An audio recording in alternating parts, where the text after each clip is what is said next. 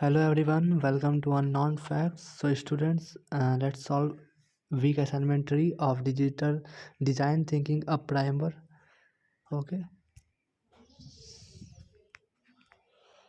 So at first we will solve non-graded assignment.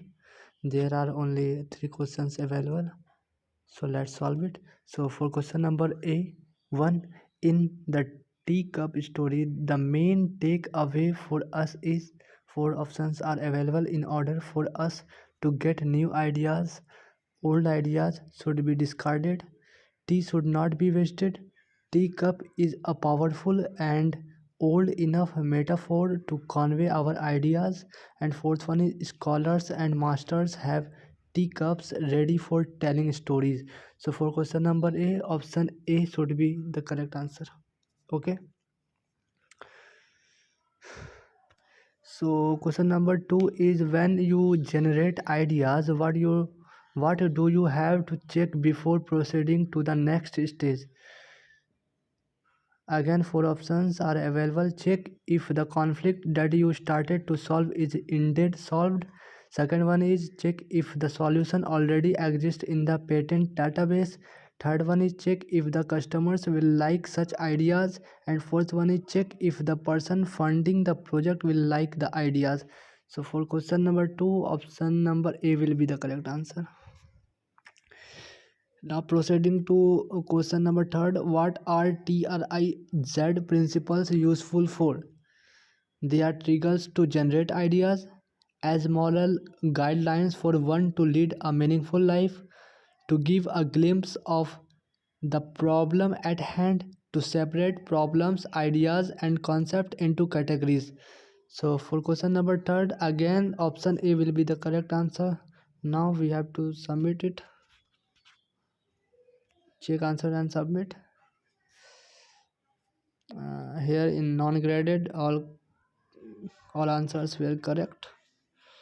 So let's move to quiz week 3 assignment 3. Okay,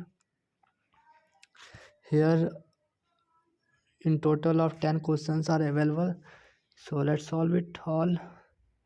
Question number 1 is, what was one of the main outcomes of Althusser's work in developing TRIZ? Okay, four options. Option A is, it revolutionized the education system in Russia. Option B is, it led to improvements in problem solving across industries. Option C is, it resulted in the development of new warfare methods. And option D is, it changed the way patents were filed in Russia. Okay, so for question number A, option number B will be the correct answer. It led to improvements in problem solving across industries.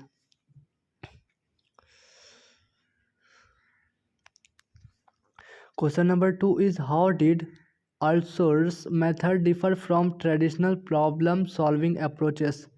Option A is, it relied on intuition and experience. Option B is, it focused on lived experience.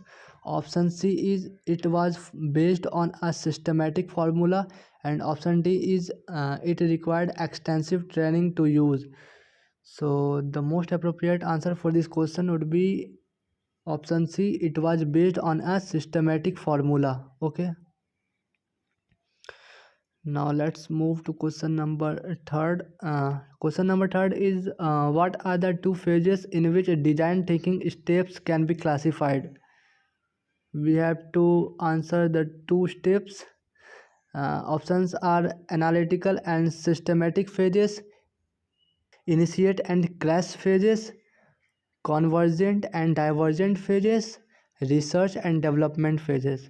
So for question number 3, the convergent and divergent phases are the correct answers. So for question 3, option C will be the correct answer. Question number 4 is, what is the Zen master's advice regarding learning new things? Keep pouring without stopping, empty the mind of old knowledge, focus on the teacup, or none. So according to Zen masters, the advice regarding learning new things is according is related to empty the mind of old knowledges. Okay, he said for getting new knowledges you have to empty the mind of old knowledges. Okay, so now, so for question number 4, option B will be the answer. Now shift it to question 5. Question 5 is how does the story of the five blind men and the elephant relate to problem solving? Option A is it emphasizes the need for trial and error. Option B is it suggests that only experts can solve complex problems. Option C is it shows that problem can have multiple correct solutions. And option D is it highlights the importance of understanding the whole picture. Okay, so for question number 5, the answer would be option number D. It highlights the importance of understanding the whole picture. Okay, for 5, option C will be the answer.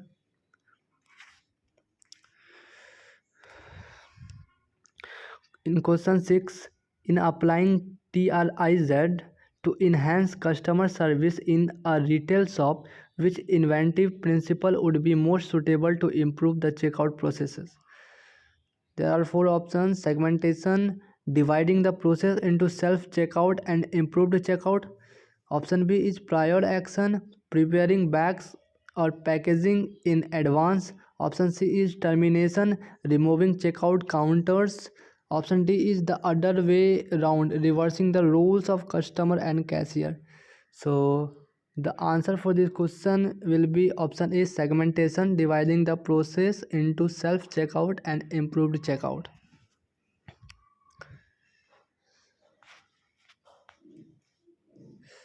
So learners, if you are new to the channel, please subscribe the channel for upcoming week answers, and also if you like the content, then also like the video and share it with needy ones. So for question number 7, the question is the solve phase in design thinking is characterized as: option A is implementing a cheap solution. Option B is a divergent phase that encourages exploring multiple solutions. Option C is strictly about adhering to an expert's ideas. And option D is a phase where no new ideas are entertained. So for question number 7, the most appropriate answer would be option number B, a divergent phase that encourages exploring multiple solutions.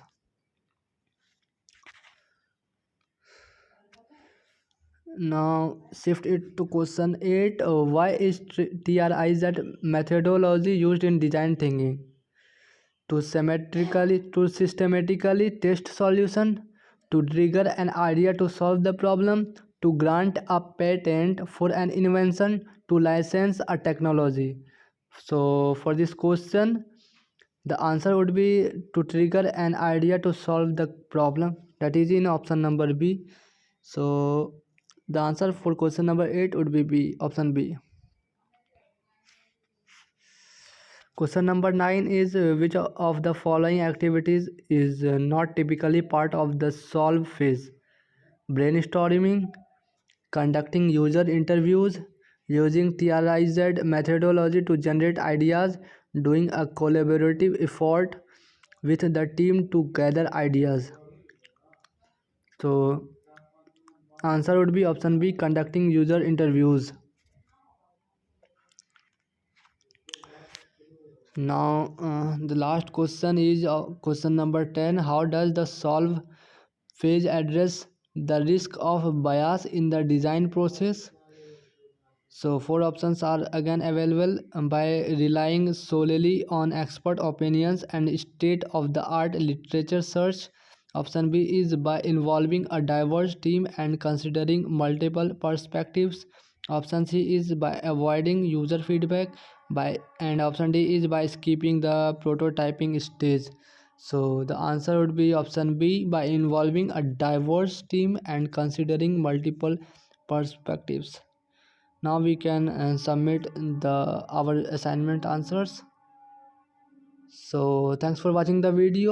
If you didn't have subscribed the channel, then please do it and like the video if it helps you at any instant. Thanks for watching the video.